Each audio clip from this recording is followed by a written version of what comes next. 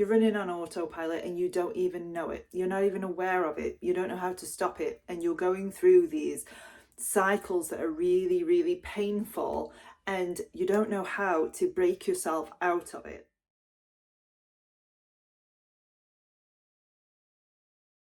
Hi, I'm Amy and welcome to my channel. This channel is all about merging spirituality and psychology so you can manifest your desired relationships. And in this week's videos, I'm going to be talking about how to identify and break subconscious patterns. So this is something I have a lot of experience in my own life and in my coaching practice. So in this video, I'm going to go through a couple of common patterns that frequently come up. Hopefully you can resonate with this, and hopefully it'll give you a few pointers on what to do when these recurring patterns are coming up.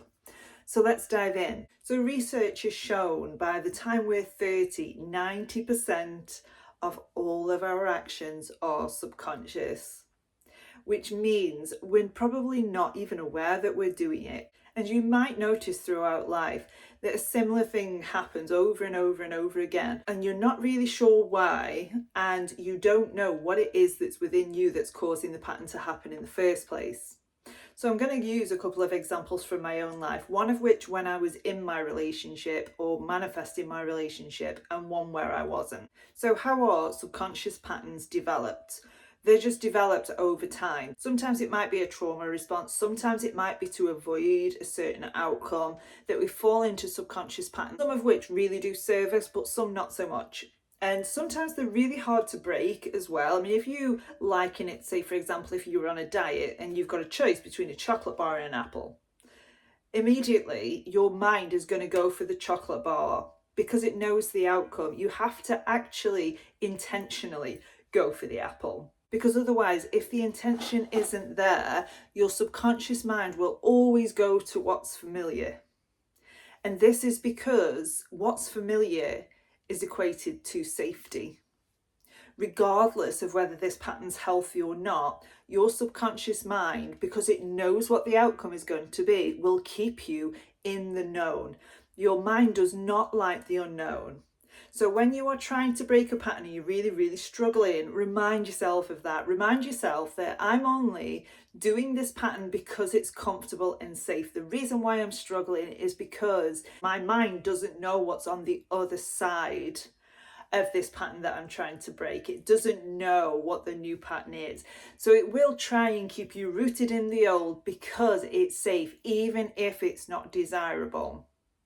So I'm going to use an example from my own life.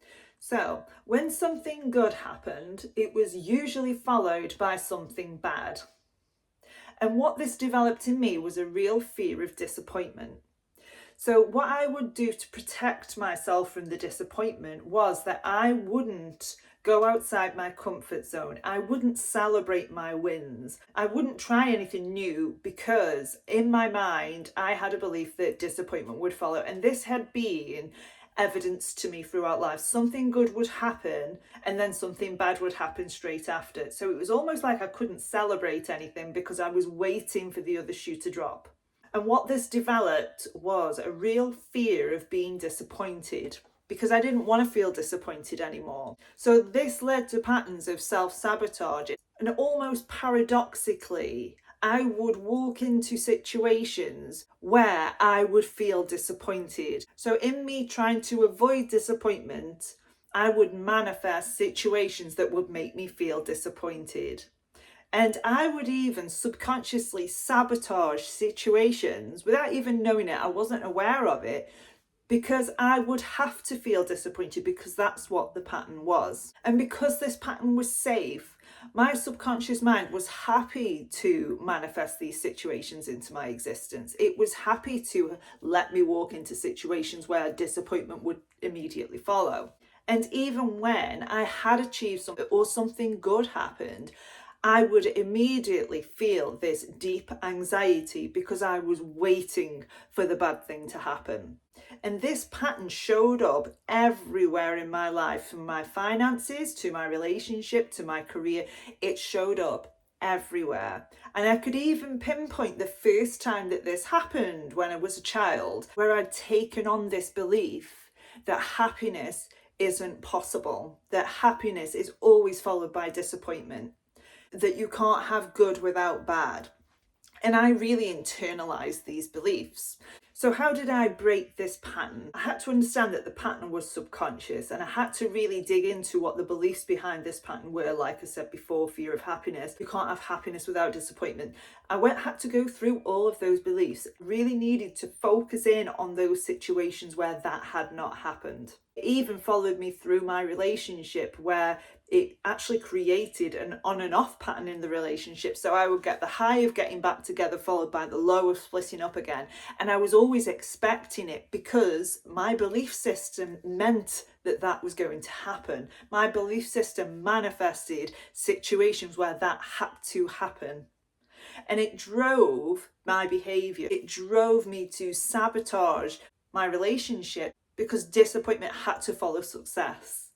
So the first thing I did was I had to really try and understand that actually happiness can happen without disappointment. I haven't got any evidence for it yet, but I'm opening my mind to that it's possible to have happiness without the disappointment.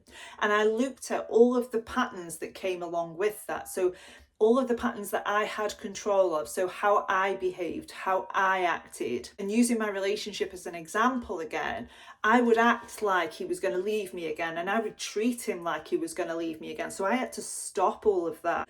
I had to break out of that. And when something good happened and I'd feel the anxiety, I just sat with the anxiety and understood that this is only because I'm assuming something bad's going to happen, but that's not going to happen this time. How would I feel if I could celebrate my wins? How would I feel being able to safely celebrate this win? Who would I be without this pattern?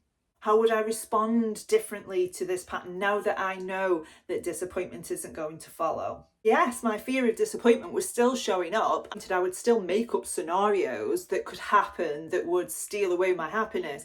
But I had to just sit with them and act differently anyway, and embody the version of me that didn't happen to, because in that version, this pattern did not exist.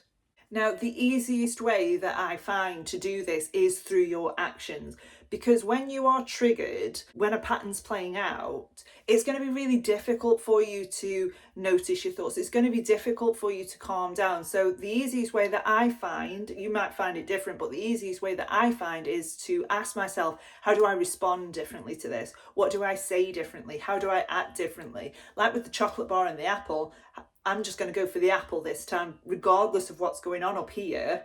I'm just going to go for the apple anyway, because I can tell you that your actions speak louder than your words do. If you are just focusing on what's going on up here and your actions don't match what you want to be, you are reaffirming what you don't want. Your actions are so powerful when it comes to changing subconscious patterns. And the second pattern that I notice almost all of my clients have is this on again, off again relationship with their partners. The majority of people come to me because they have issues manifesting relationships, and almost all of them have this on-off pattern. I did myself had this really toxic on-off relationship with my partner for a number of years. And every time it happened, I wasn't aware of what was going on. I was in victim mode. I was blaming him, blaming everybody else, so I didn't have to look at myself and how I was contributing to it, because ultimately it was me falling into the pattern. It was me falling into that trigger and that belief that was letting this pattern run the show. The pattern was in control, not me.